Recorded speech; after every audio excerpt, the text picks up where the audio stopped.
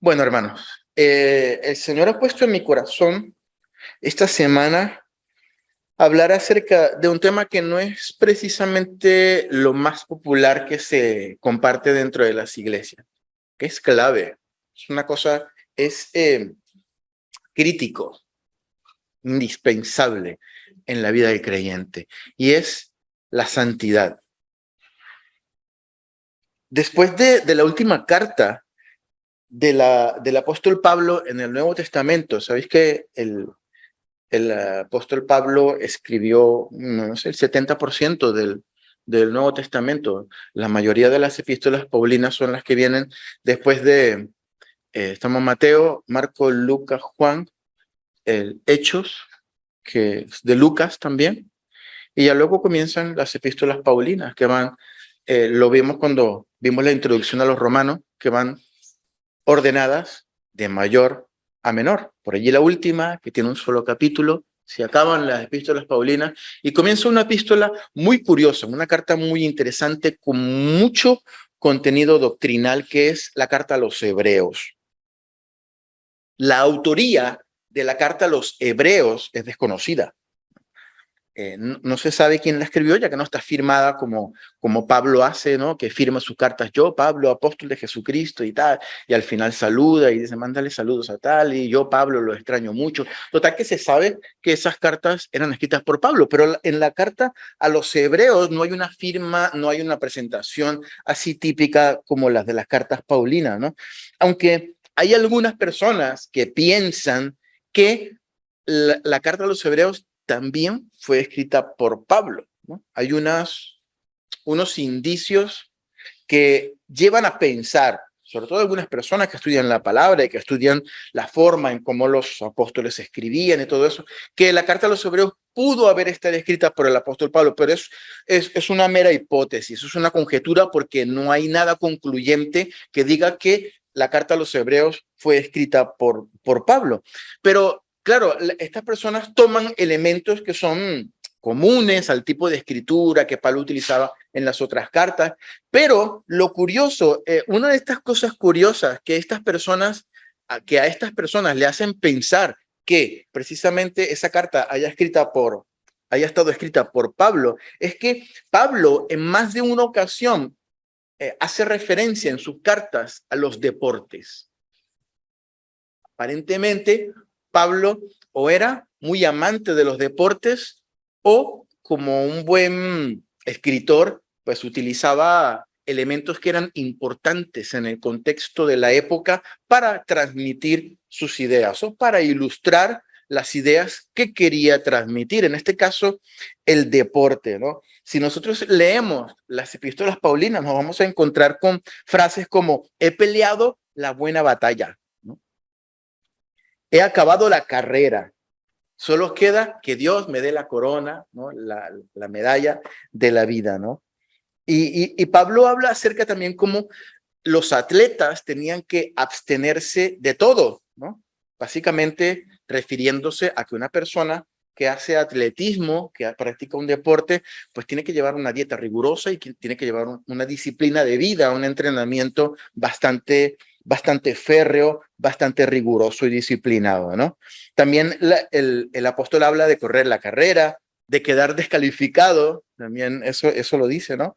En alguna de sus cartas. Habla también de lanzar puños al aire, ¿no?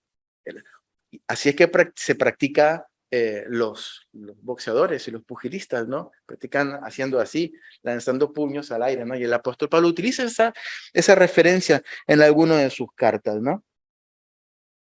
Eh, y es que el deporte era una parte muy importante de la cultura griega. Hasta el día de hoy se ha extendido esa influencia de la cultura griega en el deporte, incluso hasta hoy. Las Olimpiadas, por ejemplo, que se celebran cada 4 años, ¿no? Se llaman Olimpiadas porque nacieron en una ciudad de Grecia llamada Olimpia. Entonces, en Grecia se practicaba mucho el deporte y todos estos deportes que el apóstol Pablo hace referencia, ¿no?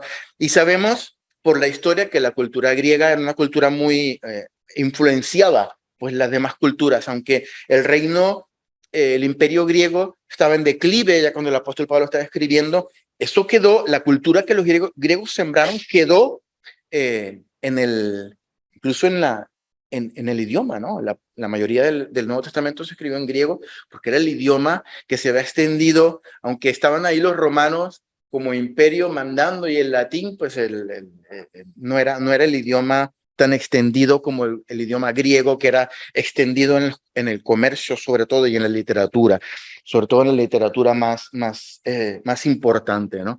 Entonces Pablo se sirvió de estos elementos deportivos para ilustrar muchas de sus enseñanzas, ¿no? Y aquí viene todo esto y que tiene que ver con la santidad. Bueno, que el pasaje que vamos a leer hoy comienza tomando prestada una ilustración acerca de los deportes, porque habla de una carrera, ¿no? Y es una de las razones por la cual algunas personas, vuelvo y repito, piensan que la carta a los hebreos pudo haber estado escrita por Pablo, aunque esto no es concluyente, vuelvo y repito, no vayan a decir que no, que Rocco dijo que tal, que le escribió Pablo. No, esto no es concluyente, ¿no? Es una hipótesis que algunas personas tienen, ¿no? Pero lo que sí es cierto es que esta parte de la Biblia que vamos a leer hoy sí que ilustra la parte de los deportes, ¿no? El autor echa mano de una ilustración deportiva, que es lo que vamos a hablar hoy, y que termina hablando del tema que a mí me gustaría tocar. Lo vamos a hacer en dos partes, por lo menos, ¿no? Hoy vamos a hacer una especie de mensaje introductorio, ya que casi todo será introducción, y la semana que viene sí que vamos a tocar algún tema más a profundidad acerca de la santidad, de esto que tanto necesitamos nosotros como creyentes, ¿no? Te pido que abras tu Biblia precisamente en la carta a los Hebreos, donde terminan todas las cartas paulinas, ¿verdad? Por allá por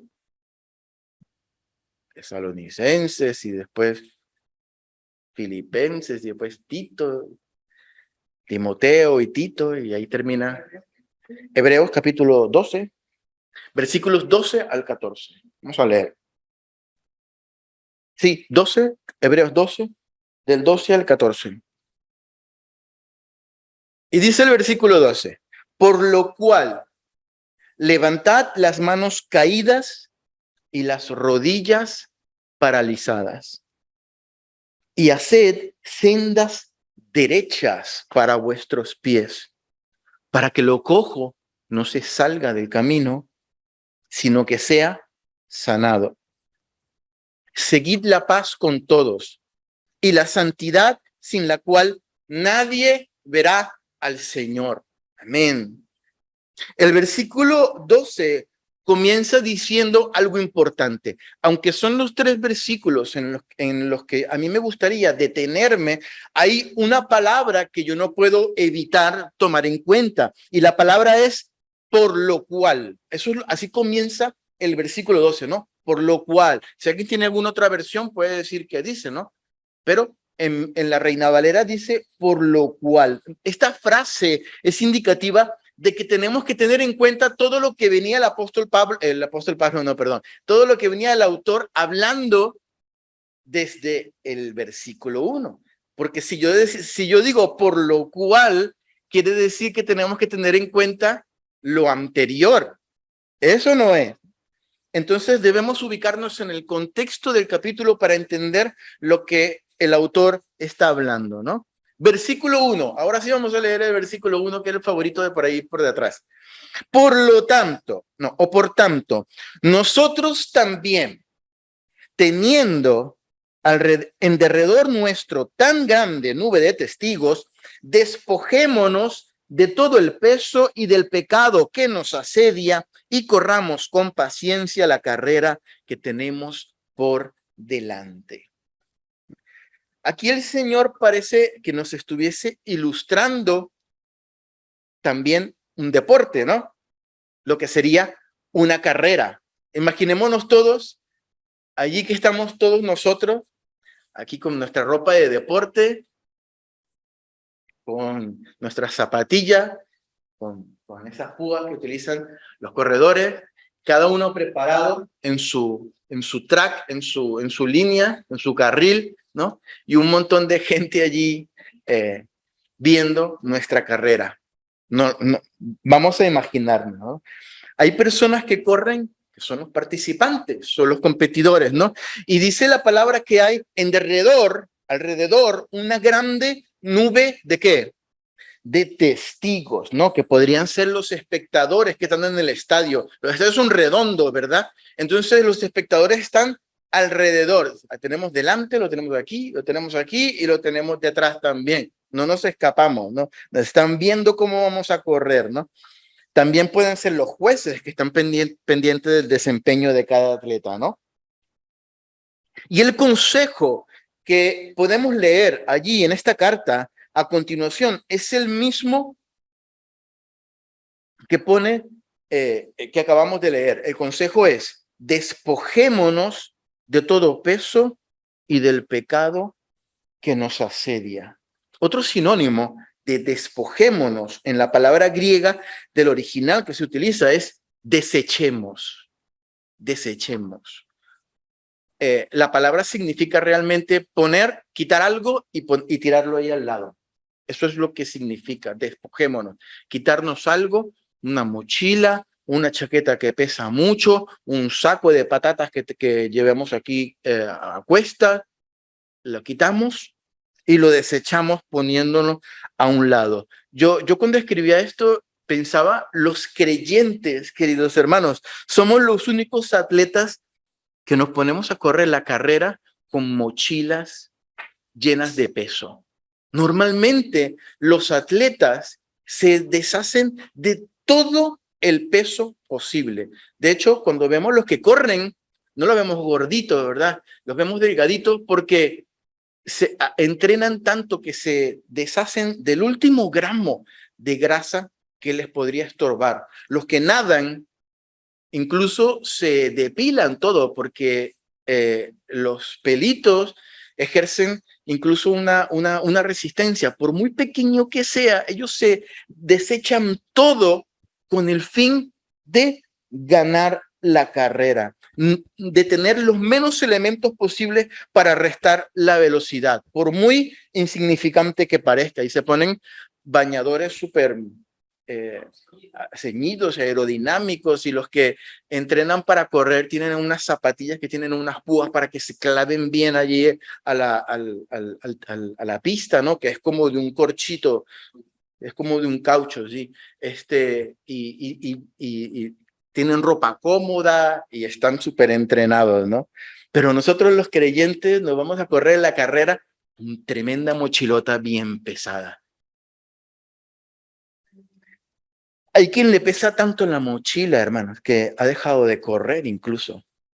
Y los vemos en medio nuestro. Creyentes que están ahí sentadotes y han dejado de correr completamente. Los pesos y todos estos elementos que entorpecen nuestra carrera la hacen mucho más difícil y son variables y son diferentes en nuestra vida, en cada uno de nosotros. Nosotros los conocemos porque los llevamos a cuestas, sabemos cuáles son. Muchas veces son hábitos, malos hábitos que desagradan a Dios, pecados que tenemos en nuestra vida, que todos tenemos eso en la mochila, desánimo, tristeza, apatía, cosas que no nos hacen bien para correr nuestra carrera. Por otro lado, vemos atletas que se desechan todo y nosotros llevamos esas mochilotas llenas de las cosas que nosotros sabemos, porque cada uno de nosotros llevamos mochilas con cosas diferentes, pero pesan de la misma manera. El peso y el pecado que nos asedia. Me gustó mucho cuando estuve revisando en el original griego la palabra asedia, como cuando dice la Biblia ahí. ¿Qué entendemos por asediar? Yo cuando leía eso, lo de asediar, era como, sí, como, yo me imaginaba como un animal que está así como acechando o algo así, pero como al acecho, ¿no? Pero asediar tiene un significado un poquito diferente. Es una palabra griega que es euperistatos. Euperistatos. No, no es una persecución. Ya lo voy a explicar. Son tres palabras. Eu, peri y statos. Eu, peri y statos. ¿Mm? Esas son tres palabras. De esas palabras, hay una que es común o que la podemos entender, y es la palabra peri. Sí, sí. Hay palabras que utilizamos que tienen el prefijo peri. ¿Se les ocurre alguna? Un ejercicio de lenguaje aquí. Perímetro, correcto. ¿Qué otra? Hay varias. ¿Mm? Peritaje, sí. El peritaje viene de perito y no estoy seguro si es si viene de peri. Tendría que mirarlo. Perico. No, sí, pero ese es el nombre. Hay otra que es, por ejemplo, tiene que ver con el corazón. Los que sepan anatomía. El pericardio, una membrana que está ahí alrededor del corazón. Los submarinos utilizan un telescopio especial que se llama periscopio. ¿Qué nos dice esa palabra? Esa palabra peri quiere decir alrededor de, perímetro, todo lo que está alrededor de una zona. Pericardio, lo que está alrededor del corazón. Periscopio es el telescopio que usamos para ver 360 grados. Peri, esa palabra sí que la conocemos porque la utilizamos en español. Sin embargo, esta palabra asedia son tres palabras. Eu, que quiere decir bien, bien hecho. O sea, una cosa que está hecha correctamente, bien hecho, ¿no? Peri, alrededor de, y statos viene de una raíz que quiere decir como plantado, como parado, como una cosa que está allí puesta, erguida. Entonces, todo nos da una idea que es algo que está bien plantado, bien parado allí, pero que está todo alrededor. Eso es la idea que la Biblia nos quiere transmitir a que nos asedia. Es que si nosotros nos ponemos aquí y vamos a ver un palo así, bien parado, bien plantado, pero no solamente delante, sino aquí, aquí, aquí, aquí, aquí, aquí, porque es peri a todo alrededor. Miramos para adelante y tenemos pecado. Miramos para la derecha y tenemos pecado. Miramos para la izquierda, tenemos pecado. Y miramos para la atrás y tenemos pecado. ¿Se acuerdan la semana pasada cuando hablamos acerca de el otro lado del río, no? En esta parte del río habían dioses y habían elementos que buscaban ser adorados. Y los israelitas pasaron al otro lado del río, pero les decía Josué, de este lado del río también tenemos dioses y también hay elementos que van a buscar ser adorados. Donde quiera que vayamos, el pecado es así como eso. Cuando nosotros llevamos esa mochila, tenemos un pecado que nos asedia, no lo tenemos solo delante, lo tenemos aquí al lado. Aunque si vamos adelante, nos vamos a entorpecer con él. Si nos queremos ir para el lado de nuestra carrera, nos vamos a chocar con él, porque nos asedia en todo alrededor. Si nos vamos para atrás, nos vamos a dar de bruces con el pecado igualmente. Esa es la idea que nos quiere transmitir en la palabra. De hecho, cuando leímos teniendo en derredor grande nube de testigos, utiliza la misma palabra peris para decir que alrededor tenemos una grande cantidad de testigos. En resumen, un elemento que está erguido, bien plantado, bien arraigado, bien clavado en el suelo y que está alrededor de nosotros. Ese es el pecado que nos asedia. Y es curioso porque no solamente llevamos peso sobre nosotros, sino que este pecado no solamente lo tenemos delante, sino que como hemos visto lo tenemos alrededor nuestro, nuestra derecha, nuestra izquierda, y es complicado deshacerse de él porque está bien plantado, dice la palabra. Lo más maravilloso de todo es que no importa lo bien plantado que esté, ese pecado que nos asedia y ese círculo que está alrededor, la palabra dice que podemos desecharlo. Lo dice la palabra, lo dice la palabra. Despojémonos. es como la mochila que llevamos antes de correr. Es una decisión nuestra de decir, pues yo me quito esta mochila porque necesito correr bien. No necesito un pecado delante, no necesito un pecado a la derecha, a la izquierda o atrás. Dice la palabra, podemos y debemos hacerlo como creyentes. Es el llamado que Dios está hablando en nuestras vidas todos los días para vivir en santidad, como Él quiere que vivamos en santidad. La última parte del versículo 1 dice, corramos con paciencia, ¿no? En el original, esa palabra es upomeno, que significa aguantar pacientemente, soportar con entereza, perseverar, ser constante. Eso es lo que quiere decir. Aunque no lo creáis, hermanos, ni lo parezca, cuando yo tenía como 17 años o 16, estaba por allí, me dio hace poquito, me dio por practicar atletismo. Era súper duro eso, súper duro. O sea, lo dejé porque era muy horrible, ¿no? Aunque estuve tiempo practicándolo, ¿no? Pero de eso me quedó algunas enseñanzas. Por ejemplo, en las carreras hay dos tipos de personas, o por lo menos dos tipos de personas. Uno que se llaman fondistas, que son personas que son capaces de correr constantemente sin cansarse. Bueno, se cansan porque son seres humanos, pero son capaces de aguantar mucho a un ritmo constante. Por otro lado, no son tan rápidos.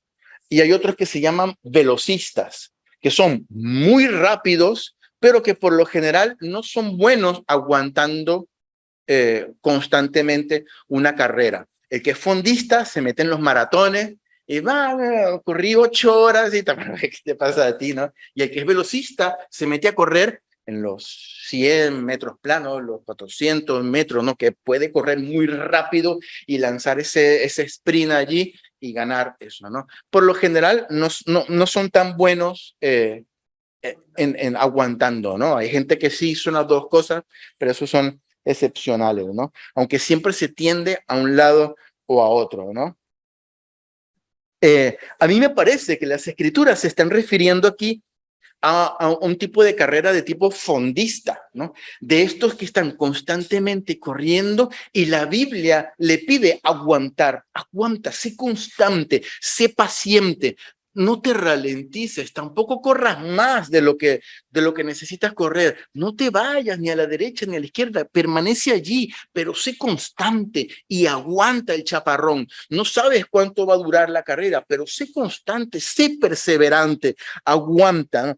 Yo no creo que la Biblia estaba hablando de una carrera tipo 100 metros planos. ¿Por qué? Porque no está hablando acerca de corre rápido, ni llega antes que los demás, ni siquiera la meta de correr la carrera está en ganar el premio, porque la Biblia no nos dice que tenemos que ganar el premio. De hecho, la carrera ya la ganó Jesús por nosotros. La carrera está ganada ya. Lo que la Biblia nos pide es que aguantemos pacientemente corriendo donde Dios nos ha puesto correr, habiendo desechado todo el peso y todo el pecado que nos asedia.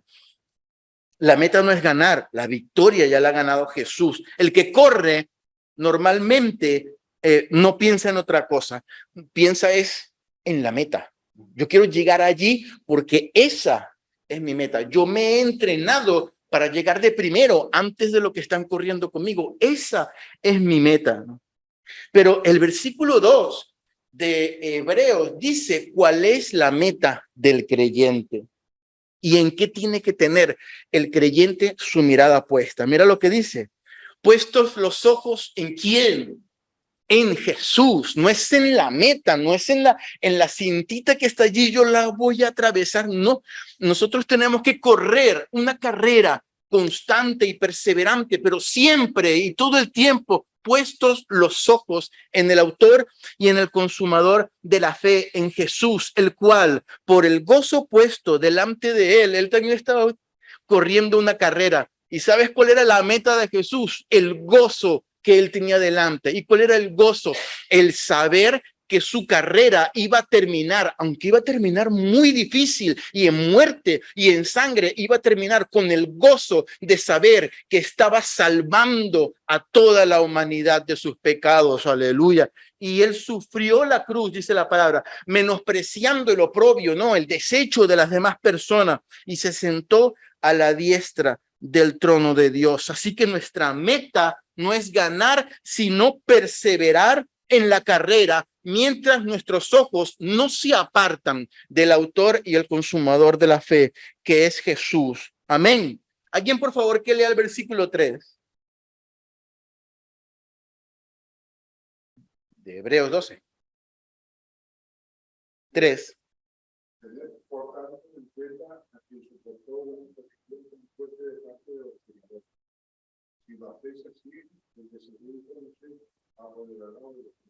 Durante una carrera es normal que la gente se canse, ¿verdad? Y la Biblia es una versión un poco diferente, la que tú has leído, ¿no? O sea, la Reina Valera dice, considerad, tener en cuenta al que sufrió ese desecho o ese rechazo por parte de los hombres. ¿Para qué? Para que vuestro ánimo no desfallezca cuando estemos cansados en la carrera. Este versículo 3 y parte del versículo 4 que viene a continuación nos transmiten una verdad maravillosa. Tenemos que tener en cuenta que Jesús sufrió hasta sangre, hasta sangrar, combatiendo por nosotros en la cruz del Calvario contra el pecado, ¿no?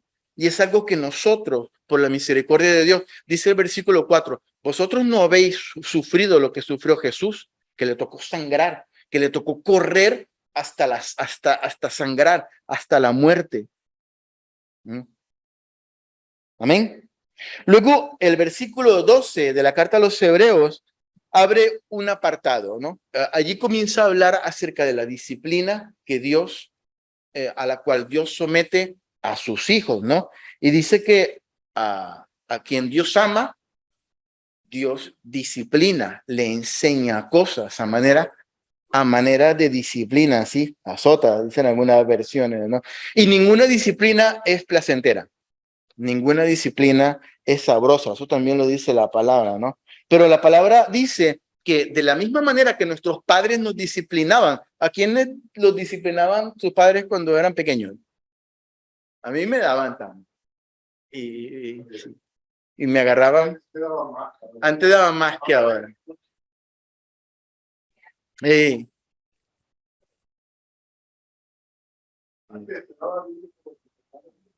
sí. Antes, yo me acuerdo cuando yo iba para el, ¿cómo se llama? El que corta el pelo, el peluquero, yo le decía, por favor, las patillas lo más bajito posible, porque si no, por aquí me agarraban y me llegaban. Entonces quería dejar por lo menos descansando hasta que me crecieran, porque si no me agarraban tenían ese don los padres de disciplinar de una manera más curiosa.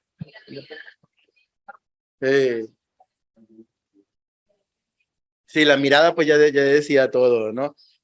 Y la palabra dice aquí, vuestros padres os disciplinaban como ellos pensaban, como ellos creían que estaba bien disciplinar y por las cosas que ellos creían que estaban bien disciplinar, ¿no? No, a veces nuestros padres pues estaban meando un poquito fuera del tiesto, como quien dice, ¿no? No todas las cosas que ellos hacían para disciplinarnos tal vez eran las mejores para nosotros, lo que ellos pensaban, ¿no? Tal vez. Era su criterio como seres humanos. Y es lo que dice la palabra aquí. Pero después la palabra dice, pero Dios, el que disciplina para lo que es provechoso para nosotros.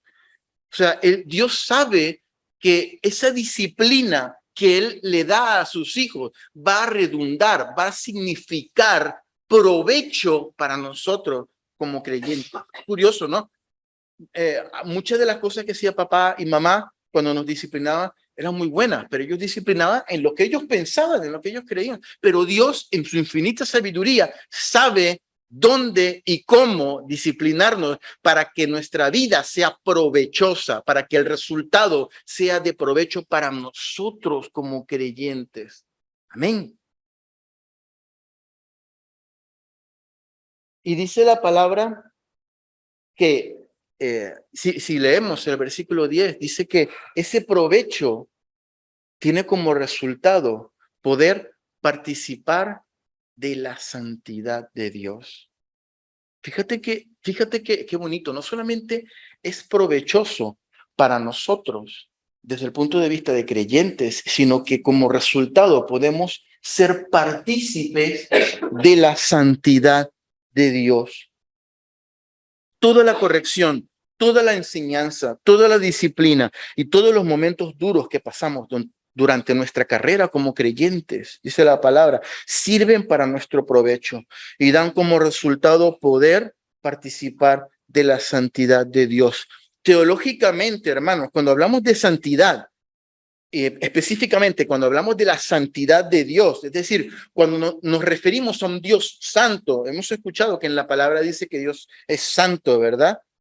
Entendemos que ese atributo de santidad es ese atributo divino que se le confiere a Dios y que quiere decir, que viene a decir que Dios está como en ausencia absoluta de corrupción, en ausencia absoluta de tinieblas, de pecado, que es puro, que es santo, ¿no? Que es perfecto, ¿no? Ese es el significado del término santo, ¿no? Pero ese significado es difícilmente aplicable a nosotros, ¿no? O sea, nosotros podemos decir, bueno, nosotros somos santos, pero santos como Dios. Entonces, ¿cuál es la diferencia allí entre la santidad que Dios exige de nosotros o que nos pide a nosotros y la santidad de Él? Bueno, hay un término santo que es aplicable a Dios, que hemos leído, que es el que Dios es absolutamente libre de cualquier tipo de tiniebla, de pecado, y esa es la santidad divina. Pero Dios dice, sed santos porque yo soy santo. Lo vamos a leer un poquito más adelante, ¿no?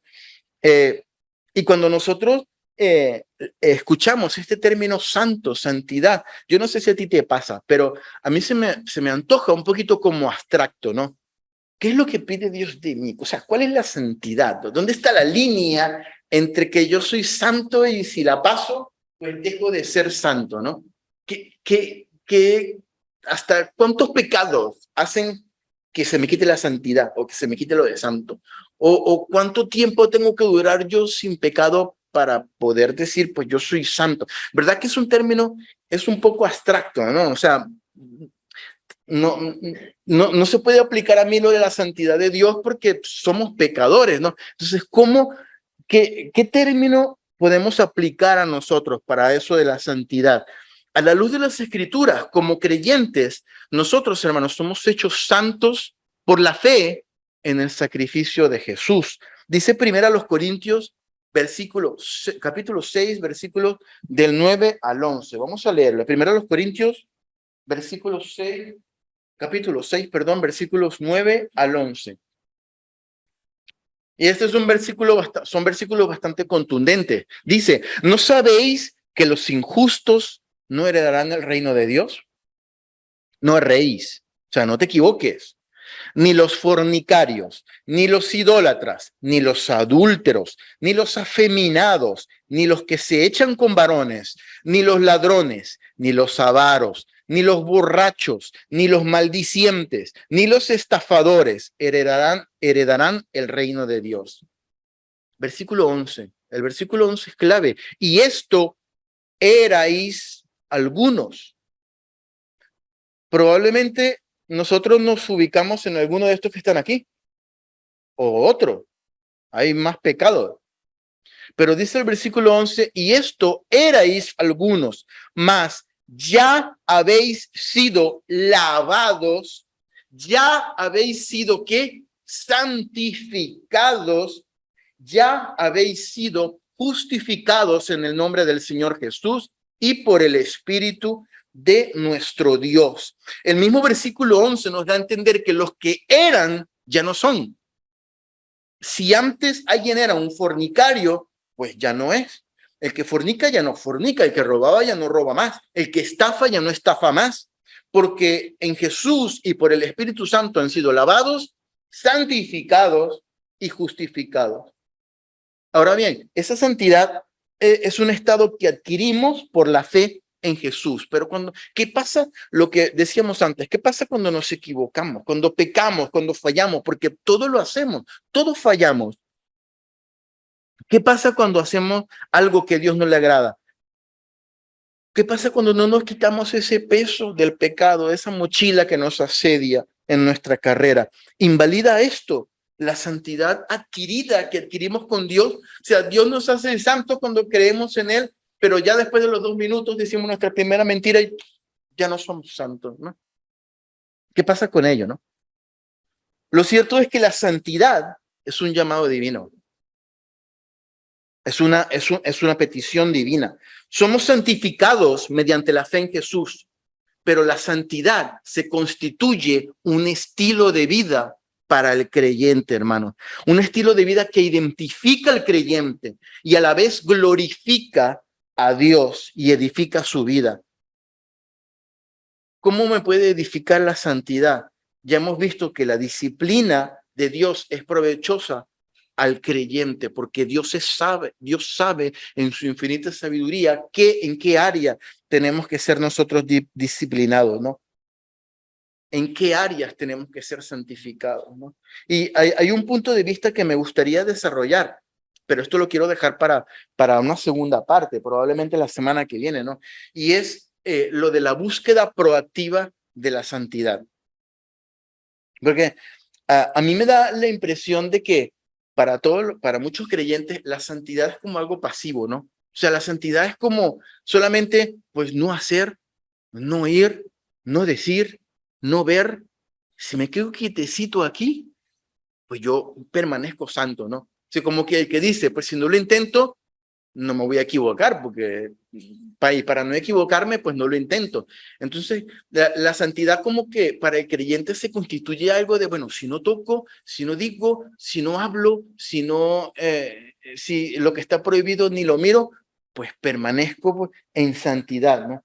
Y Hebreos dice lo contrario. Lo vamos a ver en la siguiente parte cuando estudiemos más a profundidad la santidad. Dice lo leímos al principio, dice, seguid la paz y la santidad sin la cual nadie verá al Señor. Y sabes, ese seguid es un término que se utiliza diciendo, como cuando un cazador que está muerto de hambre está corriendo detrás de la presa. Qué diferente, ¿no? Ese abordaje a la fe. O sea, lo que nos está diciendo el Señor es que la paz y la santidad la tenemos que perseguir proactivamente. Tenemos que correr detrás de ella. No es quedarnos en un sitio aquí, si no toco, si no miro, si no oigo, si no hablo, aquí me quedo santico.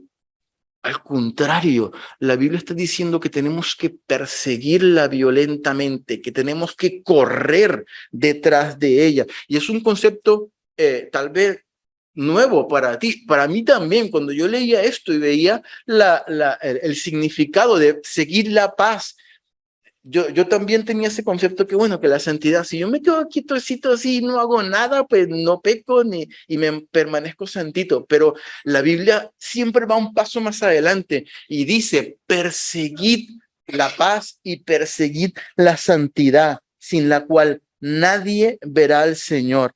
En Primera de Pedro, vamos a buscar Primera de Pedro en el capítulo 1.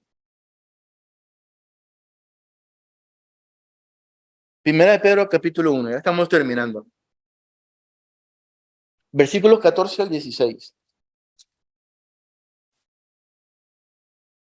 Primera de Pedro 1, 14 al 16. Dice, como hijos obedientes, no os conforméis a los deseos que antes teníais estando en vuestra ignorancia, sino como aquel que os llamó es santo, que nos llamó es santo, sed también vosotros santos en toda vuestra manera de vivir, porque escrito está, sed santos porque yo soy santo. Pues aquí no hay, en la Biblia no nos presenta una opción, no nos presenta una sugerencia, no nos presenta, bueno, pues si quiere o no, o tal vez después de 20 años, pues puedes comenzar a buscar la santidad. No, la Biblia dice que es un mandato.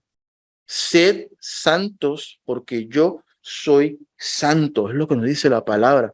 Esa santidad adquirida por la fe en Jesús, cuando venimos a Jesús, Dios nos limpia y nos hace santos. Es como el lienzo en blanco en el cual nosotros vamos caminando y aprendiendo a escribir. Eso lo vamos a ensuciar, pero bueno, el Señor dice la palabra que Él es fiel y justo para perdonarnos y hacer borrón y cuenta nueva, pero nosotros tenemos que buscar proactivamente la santidad. Esa es la base que nos permite vivir una vida santa, no perfecta, porque nos vamos a equivocar, pero en búsqueda, en persecución de la santidad, lo que nos permite discernir entre lo santo y lo profano, así dice la palabra en Levítico, ¿no? Lo que nos da identidad en primer lugar. Esa santificación durante nuestra carrera es la que nos acerca más a Dios, al hacernos santos como Él es santo. El término santidad, con esto quiero terminar, hermanos, en el Antiguo Testamento es Kodesh.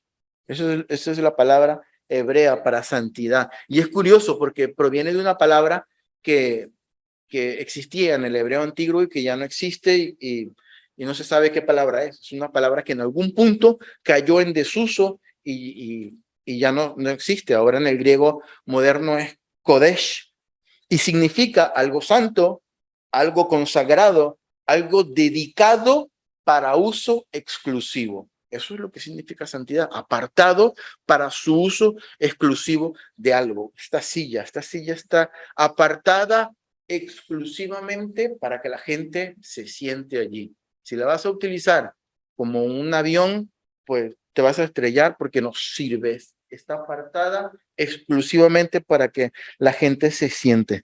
¿Sabes que un artista cuando firma un contrato, por ejemplo, con Pepsi, no puede salir por allí tomando Coca-Cola, así? No puede porque él firma un contrato que él está dedicado exclusivamente a su patrocinante, que es Pepsi, ¿no? De la misma manera, nosotros hemos sido apartados, hemos sido cogidos y destinados para Dios, dedicados para su uso exclusivo. La santidad es todo lo contrario al egoísmo. La santidad es todo lo contrario a yo quiero hacer lo que yo quiera y lo que a mí me da la gana. No, porque nosotros hemos sido escogidos y tenemos nuestro uso es exclusivo para el Señor, para darle gloria y honra a Él. ¿Qué tan consagrados y qué tan exclusivos somos nosotros para Dios, hermano?